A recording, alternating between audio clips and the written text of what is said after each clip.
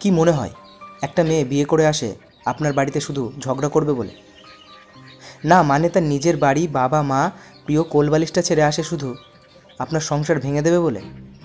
সেই মেয়েটা অ্যাডজাস্ট করতে পারে না, সেই মেয়েটা ম্যাটেরিয়ালিস্টিক, সেই মেয়েটা হিংসুটে, সেই মেয়েটার রুচি ভালো না, সেই মেয়েটার সবটা খারাপ। আসলে সেই মেয়েটার সাথে কেমনভাবে নিজেকে পেশ করছেন সেটা কি কখনো সেই মেয়েটার জায়গাতে বসিয়ে দেখেছেন? তার হয়ে বলার কেউ নেই বলে তাকে হাসির ছলে কত কথাই না বলে যেতে পারেন। সে পাল্টা উত্তর দিলেই বা ব্যবহারটা ফিরিয়ে দিলেই সে খারাপ। কত সহজ, তাই না?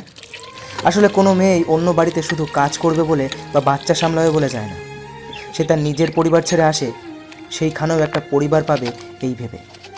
শুধু পাল্টে যায় আচরণগুলো আঘাত পেতে পেতে। আর তখন থেকেই চারিদিকে বদনাম ছড়াতে শুরু করে। বড়দের সম্মান করতে জানে না, বাবা মা শিক্ষা দেয়নি কিচ্ছু।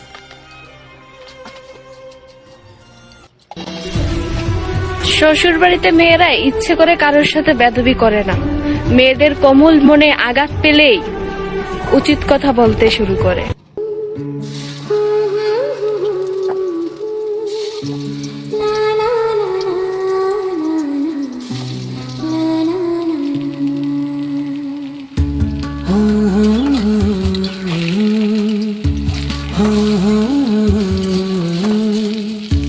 la la